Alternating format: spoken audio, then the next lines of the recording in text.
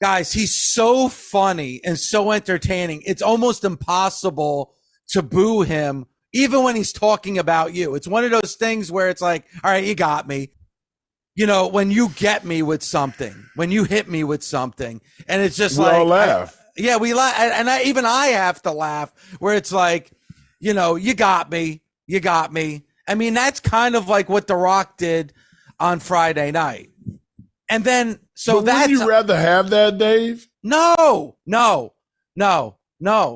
Because if you're telling me a story going into WrestleMania, you gotta make me hate you.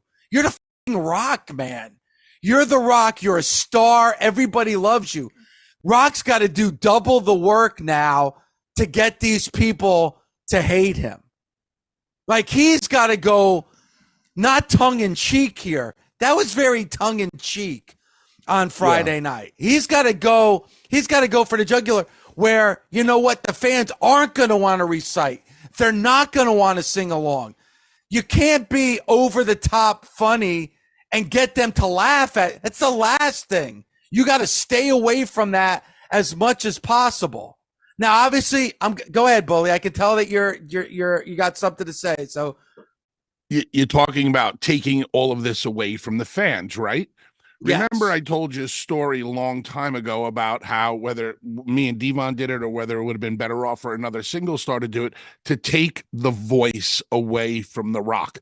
Because if The Rock could not speak to the millions and millions of his fans, you're taking the one thing away from The Rock that the people want to hear, see more than anything else. Rocky, communicate with them, take them on a ride, entertain them. I think it's up to The Rock to take that all away from the people now. Strip The Rock down to a version of himself that the people do not remember. There is no more finally. The Rock, don't do any of it anymore. The people no longer deserve it. That's it. Take it away. If they can't be entertained, they can't cheer. To me, it's quite simple. Yeah, and it was like, and I mean that, it was kind of like fun, entertaining. I mean, listen, I'm not saying that's a bad, to your point, Mark, is that a bad thing? No, because it was a fun segment, it was an entertaining segment. But I think for that initial segment where The Rock is saying, hey, I'm on the side of the bloodline, you know, the Cody crybabies, that whole thing. It shouldn't have been fun little jabs. It should have been going for a knockout, like making a statement early on that I don't care about you fans anymore. I'm not here for your entertainment. I'm not going to make this fun. I'm going to do exactly the opposite. I'm interested to see what happens the next time we see The Rock, because you guys are both right. What you said early on in the show, that it almost felt like the fans were in on the joke. Like, come on, guys. You saw that joke come when The Rock said, you guys just broke an indoor record. I was thinking, no, you didn't, because they just announced the crowd as 13,000. The week before, they're in front of 17,000. And he's like, you guys broke an indoor record. You guys broke a record here in Utah. I knew right then and there that you were going to get, you know, some kind of a joke. And the fans were in on it. They were in on the joke, and it felt like they were being entertained. I agree with you, Bully. Right now, to get people to buy into this, he can't be entertained. I know that's almost impossible for somebody like The Rock, but he's really got to get like Hollywood Hogan here in WCW, where he's like, it's almost to a point like, I can't believe The Rock did that to us. I can't believe he just did that. Now, that's one side of it. The other side of it is that The Rock really didn't make it about Roman. As a matter of fact, in that promo, he didn't acknowledge Roman much at all. He really made it about him. The Bloodline seemed like the peas and carrots of the segment. Yes. Yeah. And Dave, heat builds. You have to build heat. And you can build it in levels, or you can build it consecutively. I like consecutive building. Okay. Like, everybody's technique of building heat is different. But a comeback or hope is instantaneous. As soon as you fight back, as soon as you bring up the fist and you start defending yourself, the love and the hope is right there. Bang, bang, with every instantaneous reaction. Dwayne knows that I got a couple more weeks. I got a few more weeks to, build this heat. Right now, I'm gonna disrespect him.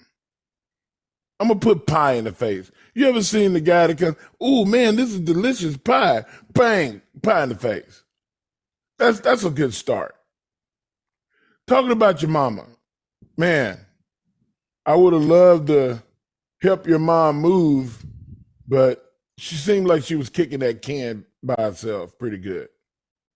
Like you can throw jabs. All of that stuff it's just to let everybody know, okay, he on the wrong side of this.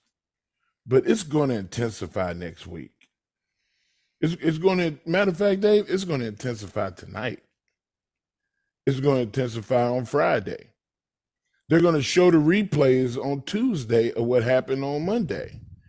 So it's like this building that's by the time we get to WrestleMania, you're going to have that desired effect that you're looking for. All right, we'll see, because I almost felt like he kind of played the hits on Friday. But I think, and Bully and Mark, I felt like he made it about him and didn't make it about Roman. The match is set, Cody and Roman. That's the match that's set. But Rock was talking, what was Rock talking about on Friday? He was talking about, you guys could have had the match of the century. You could have had the greatest WrestleMania match. The match you're going to see at WrestleMania 40 isn't going to be the greatest match of all time. You could have had that if I was in the main event, but you guys rejected it. You didn't want it. And now you got what you got. It almost, and it almost seemed like now it's about Cody and about taking that story away from Cody. But he did not hesitate in that promo to say, hey, you could have had me, but you didn't want me. Now you don't got me. But that was the perfect opportunity to say, but you know who you do have? The head of the table, the greatest right now, Roman Reigns. He didn't do that. So I'm very interested. And again, the placement of the bloodline, the hand gesture, you got to factor all that stuff in. I'm very interested, Mark, to your point, what's going to be next? The confusion is going to have us sticking around to see what happens next. That was my biggest takeaway from the press conference, because I was so confused by the press conference, but I was confused in a way where I said to myself, all right, I have to really see how they work this out. I really want to see what happens next, which direction they're going to go down. I don't think we got much more on SmackDown, but to Mark's point, he's talking about The Rock is coming out there last Friday and he's reestablishing himself as heel Rock, despite the fact that people are being entertained by it. And Dave, you saying The Rock is being too entertaining. If The Rock was on the show right now, like he should be, he would probably just say to you, hey man, it's the sports entertainment business. I'm going to go out there and I'm going to be the version of myself that I feel I should be. And if they want to cheer, they cheer. If they want to boo, they want to boo. That's very much what's going on in AEW right now with the way they present their characters. You decide how you want to take them in. However, with a baby face like Cody, I don't think you should take those risks. Cody has to be, everything that is done between now and WrestleMania has to be in the best interest of Cody. And if Cody is going to be your guy one day, whether that's at WrestleMania or a couple months down the road or at WrestleMania next year, you have to do everything to make sure he is put in position to be the biggest babyface in the history of the WWE. So I understand where you're coming from too, Dave. Like, all right, fine. You had your fun this week resetting your heel character, but by next week, start making me hate you even more. I had got to hit you with the ding ding for Bully. You said that people are going to want to tune in next week to figure out where it's going to go.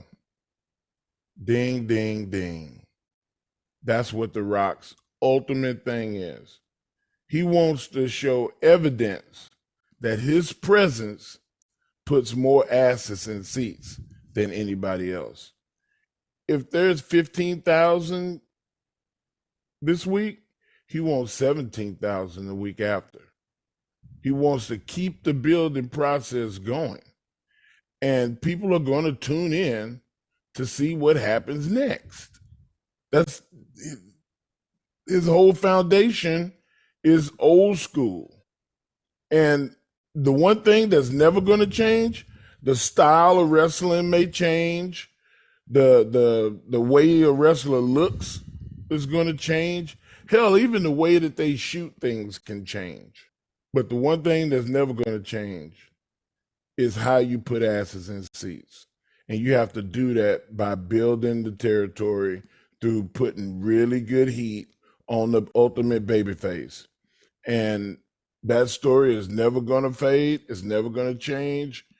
Cody is the ultimate babyface. And there's always going to be multiple people trying to be that number one heel. And we're going to get that at WrestleMania. So they're going to ramp it up every week.